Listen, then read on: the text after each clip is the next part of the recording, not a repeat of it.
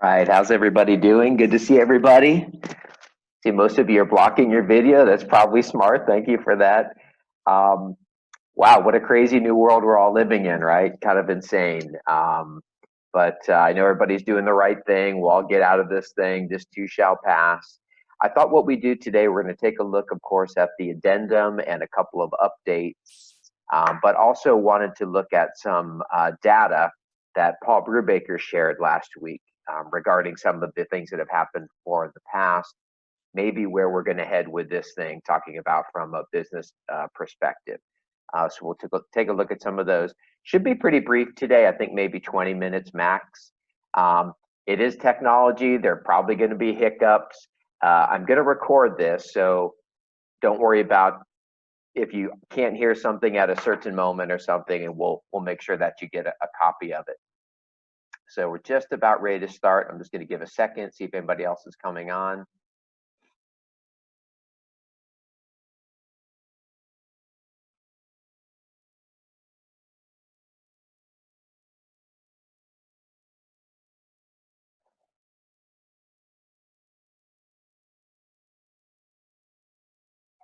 Okay, we'll go ahead and get started. Okay, here we go. So I think everybody has, but yes, please mute your microphones, and video, of course, is optional. If you're looking good, please put it on there so we can see your big smiley face. I will have a replay of this later on, and like I say, we'll upload that to the website. I'll send you that link a little bit later on. So I don't know if you joined for the Paul Brewbaker presentation last week. I think some of you did. It was, as always with him, a fascinating presentation about what's happening, what's going on right now. And I'm going to borrow some slides from him. So credit to Paul and TZ Economics for these next couple of slides that are coming up. Let's take a look here. So the first, I think we're all aware of this right now, what's happening with the mortgage rates. They have really been heading straight down, which is potentially a good thing, right, for our clients. I can tell you from an anecdotal perspective what's been happening in our office. By the way, Drew on the call, congratulations on your closing today. Pretty much we've continued with the same type of sales pace. And we had another big sale today. Congratulations to Lee Wynn that went into escrow today. Over the weekend, we probably had maybe 3 new escrows opened up. So far, no cancellations because of the COVID specifically. So we'll see what happens as we go forward with this thing, but kind of on a positive note. It seems like, especially the buyer's perspective, locking in these interest rates, at this point anyway, it seems like no noticeable effect. Of course, it's going to happen. It's going to come. The statistics will be coming out from the board in about 3 to 4 days for this past month, which we may see some trail off maybe towards the last couple of weeks. We haven't seen it internally in the office yet.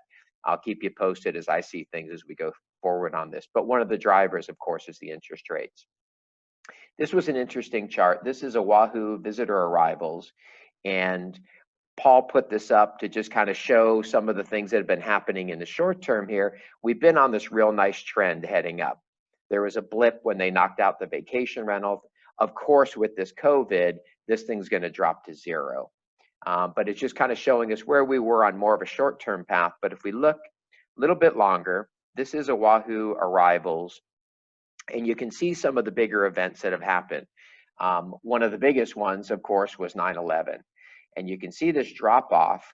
What I thought was interesting, and he touched on in all of these, is how quickly, relatively quickly, things sort of shoot back up to pretty close to a normal pace, and then a little bit more extended. Now we come right back up there, and this was the double whammy. So we had 9/11 took place, and then we had SARS right afterwards. It's really kind of hit us hard. Then we look over here. This is 2008. Of course, we can see this drop off, but there's always a silver cloud, I guess, in the future. We know we're going to head back and track in this thing. And overall, his presentation was fairly optimistic. This was international visitor arrivals, and again, showing these same types of things, but how quickly they bounce back. And H1N1, which we've all maybe even almost forgot about, which was pretty severe and pretty scary, especially throughout Asia. You can see the drop off here, but you see how quickly there is a return to some normalcy.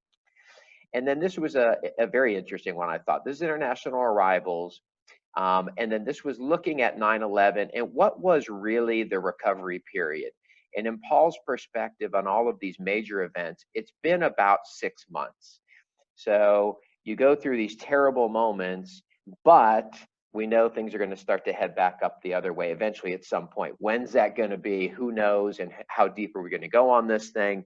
But again, overall, I think the optimistic message taking away from that is we will recover. It's just a matter of when and how severe this is. Just a couple of business things. I think you all know this already. The office is closed. If you do need to go in to use the machines or something, just take all the appropriate safety measures. Commission checks will be mailed to you directly. No open houses are allowed. I'm sure you've seen all the notices, but absolutely 100% no open houses. Showing by appointment is fine. And again, use the safety measures. And I just put this last one on here. Check with your CPA regarding financial assistance. We've heard a lot about the package that's been passed. Some people have sent me information. Vicki, thanks for all the things you sent. There are some assistant packages out there, and for the first time, it's applying to independent contractors, where in the past they always were just for employees. So definitely check it out. It's amazing information to go through, but there might be some assistance if this thing, definitely, I mean, when this thing starts to really hit us hard. So might be a good time to check it out right now. Okay. Let's look into the purchase contract and this new COVID addendum. And then we'll kind of get into the weeds on this thing just a little bit, but it's not that complicated, and I know you've taken a look at it. Wanted to talk about one thing with purchase contracts, which is the force majeure clause. You probably have heard this before. We don't have a force majeure clause in the standard purchase contract that we use for residential. Force majeure is some kind of act of God or some unforeseen global catastrophe that takes place that in some ways alleviates the other party's responsibility in that contract. It's not forever, but generally it's a period of time. For our commercial transactions, this is generally a part of that. So on the purchases and on the leases, there will be a force majeure clause generally in those, which holds up. The reason I bring it up, especially if you have sophisticated buyers or sellers or someone who's in another state perhaps, and they do have force majeure clauses in their purchase contract, we do not have that in our residential purchase contract. So in summary, there is no ability to unilaterally say, hey, this thing's happening, I don't want to perform the obligations under the purchase contract for either side, for the buyer or seller. All the general ones are still there, financing contingency, whatever, inspections. But just wanted to point it out because this has come up quite a